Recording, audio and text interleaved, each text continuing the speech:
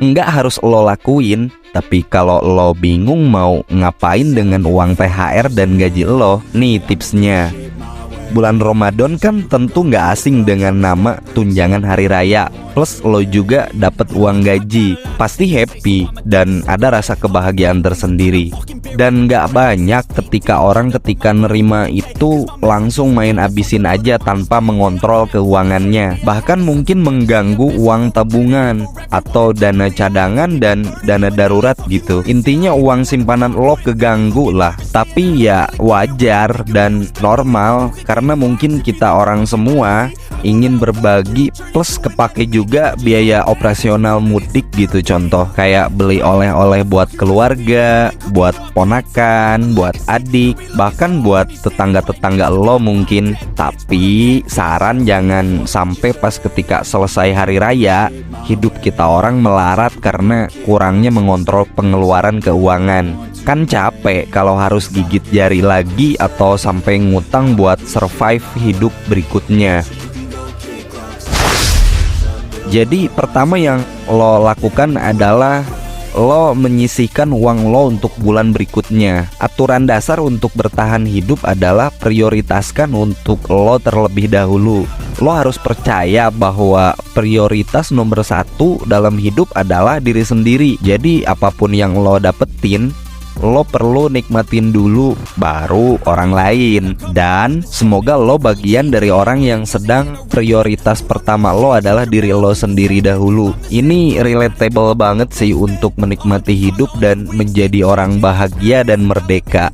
Pun lo tetap harus buat program untuk memprioritaskan keluarga, kayak nyokap bokap, adik kakak, kepada saudara dan kepada sesama gitu. Seiring waktu kita orang semua akan belajar bahwa loving bukan berarti ngorbanin diri sendiri untuk orang lain, but loving adalah ngasih cukup ke diri sendiri agar bisa berbagi juga ke orang lain. Balik lagi ke nyisihin untuk bulan berikutnya agar lo bisa menjalani hidup ke depan dengan baik. Tentunya lo perlu sisihkan uang untuk operasional lo ke depannya. Dan waktu paling tepat untuk nyisihin biaya hidup untuk bulan depan adalah sehabis gajian dan atau saat ketika nerima THR di momen Idul Fitri kayak gini. Pastiin juga lo nyisihin biaya hidup lo sebulan ke depan sebelum melakukan hal lain dengan gaji dan uang THR lo. Berikutnya lo kasih ke orang tua. Ngasih ke ortu prioritaskan juga sebelum ke yang lain. Dengan uang gaji dan THR lo, berikan sesuatu untuk orang tua lo, bahkan mungkin yang spesial gitu. Lo bisa kasih cash atau beliin barang oleh-oleh sebelum lo mudik mungkin. Dan mungkin pernah denger juga sebuah cerita dan teringat betapa berat perjuangan orang tua kita dulu tuh untuk membesarkan kita sebagai anaknya. Ngasih ke orang tua tuh bukan untuk balas budi, karena orang tua nggak akan minta balas budi, dan kita orang pun nggak akan bisa membalas jasa orang tua kita yang sudah membesarkan kita orang. Justru lo memberi ke orang tua agar mereka orang bisa nikmatin hasil keringat lo, sama seperti lo menikmati gaji lo. Orang tua kita biasanya nggak minta pun kagak muluk-muluk biasanya. Tapi kita orang lah yang harus lebih mengerti dan sadar body.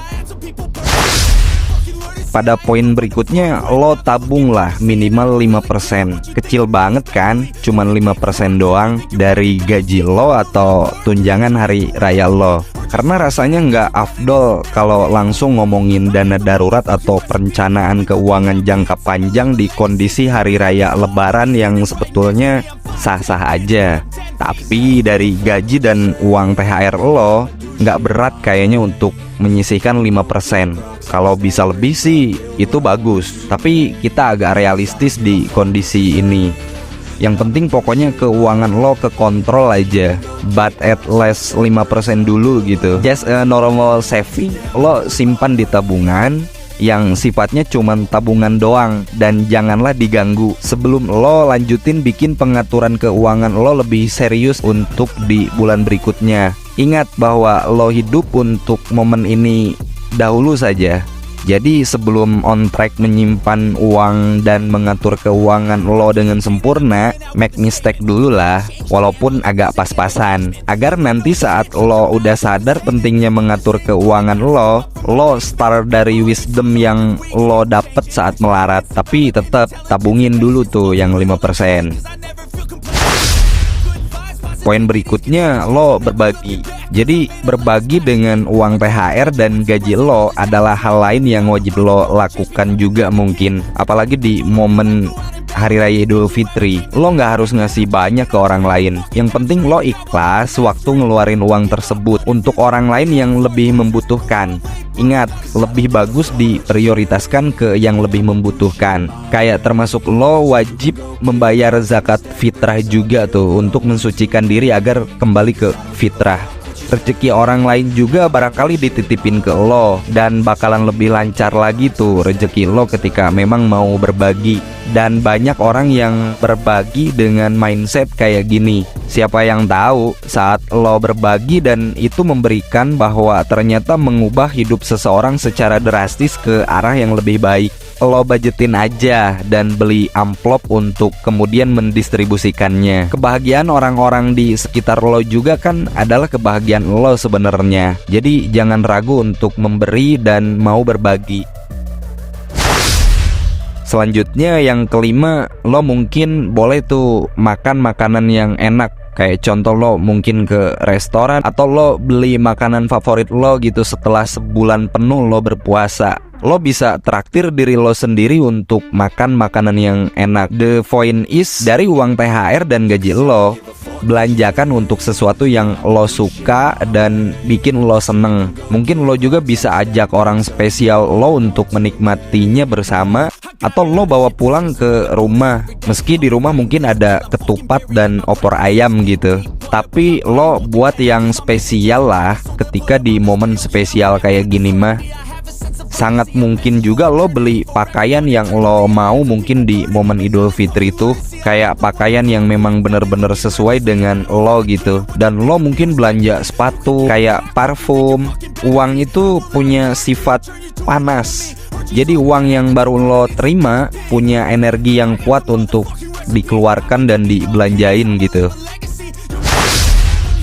Yang keenam, lo traktir orang favorit lo di momen Idul Fitri. Jadi traktir orang favorit ya bisa teman, mungkin orang tua, boleh siapapun yang keberadaannya dalam hidup lo sangat menyenangkan. Dan saking menyenangkannya memiliki favorit person dalam hidup lo bisa sisihkan sebagian uang lo untuk beliin makanan untuk mereka. Atau juga mungkin bisa pakaian atau oleh-oleh mudik gitulah. Nggak harus yang mahal, tapi mungkin cari sesuatu yang spesial dan bisa dikenang gitu. Buat juga hubungan dan komunikasi terbaik di momen ini dengan orang-orang yang ada di sekitar lo. Berikutnya, lo bayar zakat fitrah. Ketika sudah berpenghasilan, ya masa iya juga bayar zakat masih harus ngandelin orang tua. Bagi yang masih muda-muda ya, justru bayar zakat fitrah itu ya kewajiban lo sebagai seorang mukmin muslim. Kemudian yang sudah berkeluarga, bayar zakat fitrah wajib tuh dianggarkan sesuai ketentuan yang berlaku. Lo harus menemukan kebahagiaan, ketenangan, ketentraman, keberkahan di dalam menunaikan zakat fitrah. Cari dan temukan maknanya, itu gue yakin ada di dalamnya. Poin terakhir selanjutnya, lo anggarkan biaya transportasi mudik atau berkunjung kepada sanak family, ya sesuaikan aja. Dan ini sebagai masukan aja. Kalau tidak dianggarkan, biasanya suka ada biaya lain yang tak terduga gitu. Kayak contoh, lo perlu servis kendaraan dahulu, atau mobil atau motor lo memang belum ganti oli gitu. Atau sekedar membuat anggaran barangkali ketika lo mudik di perjalanan ban bocor, atau kendala-kendala teknis lainnya yang sekiranya memang butuh pengeluaran uang. ya mungkin ketika dibuat anggaran akan lebih terkontrol gitu pengeluaran lo. Kemudian lo anggarkan juga berapa rumah saudara atau orang-orang yang sekiranya bakal lo silaturahmi atau lo kunjungi. Ya buat aja perencanaan coret-coret sederhana gitulah. Gue yakin ini akan ngebantu pengeluaran biaya keuangan lo. Alhasil ya uang gaji lo dan tunjangan hari raya lo lebih ke kontrol gitu. Dari poin yang udah dibahas, mana yang paling menarik untuk lo lakuin? Pokoknya lo komen di bawah, barangkali bermanfaat, lo share juga ke teman-teman lo atau ke saudara-saudara orang-orang yang di sekitar lo.